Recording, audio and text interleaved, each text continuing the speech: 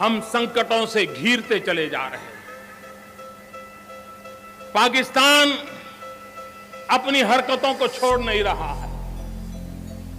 चीन आए दिन आंखें दिखाता रहता है, हमारी धरती पर घुस जाता है। चीन आंखें दिखा रहा है।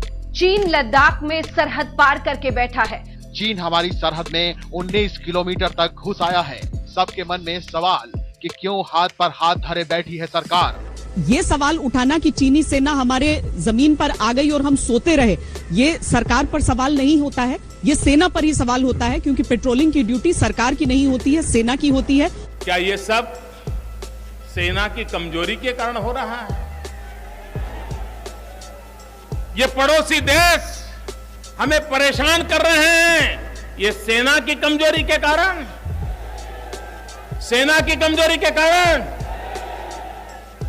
मित्रों, समस्या सीमा पर नहीं है, समस्या दिल्ली में है। क्या इस परिस्थिति में राजनीतिक पार्टियों को यह समझना नहीं चाहिए कि इस मौजूदा परिस्थिति में टीका टिप्पणियां करना, मजाक उड़ाने जैसी बातें करना, वो चाहे कोई भी कर रहा हो, वो असल में वो भारत वर्सेस चीन या बीजेपी वर्सेस चीन नहीं, भारतीय सेना वर्सेस चीन इस समय स्थिति है। और इस पर जो सवाल उठ रहे हैं वो भारतीय सेना के शौर्य पर सवाल उठाते हैं वो लोग। सरकार के ढुलमुल रवैये पर विपक्ष ने तेवर कड़े किए। सरकार इस मामले पे बहुत ढुलमुल रवैया, बहुत कमजोर रवैया अपना रही है। विपक्ष के नुकीले सवालों की तीर झेलती भारत सरकार को सूझ ही नहीं रहा कि वो चीनी दुस्साहस का क्या जवाब दे। चीन अपनी हरकतों से बाज नहीं आ रहा है और सरकार बैकफुट पर है।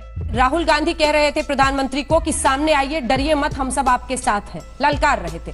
सोनिया गांधी ने कहा है चीन ने हमारी जमीन पर कब्जा कर लिया है। तो एक तो इस जानकारी का स्रोत जो वो दावा कर रही हैं। आप कह रही हैं कि स्रोत क्या है?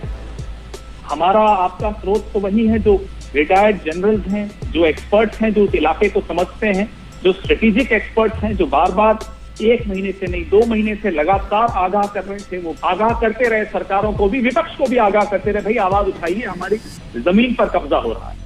ये सवाल उठाना कि चीनी सेना हमारे जमीन पर आ गई और हम सोते रहे, ये सरकार पर सवाल नहीं होता है, ये सेना पर ही सवाल होता है, क्योंकि पेट्रोलिंग की ड्यूटी सरकार की नहीं होती है, सेना की होती है। कुछ भी जब मैंने वहां जाकर आतंकवादियों को मारा, जब मैंने वहां जाकर आतंकवादियों को मारा। स्पेशल रिपोर्ट में एक बार फिर से आपका स्वागत है। हम कह रहे हैं इसे मोदी का बदलापुर। जी हां, ये मोदी का बदलापुर है। देखिए अंजना जी, मुझे तो बड़ा आश्चर्य हुआ। इन्होंने कहा झूले खा रहे थे प्रधानमंत्री जी, मूंगफली खा रहे थे और चाइना से हिंदुस्तान को बचा नहीं रहे थे। मैं बताऊं नेहरू जी क्या कर रहे थे 62 के समय, बताऊं?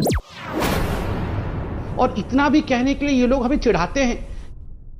इस वीडियो के सामने आने के बाद सवाल तो बनता ही है, मोदी कहाँ है तेरा 56 इंच? कैसा है तू रेजिग्नेशन दे दे, तू हट जा।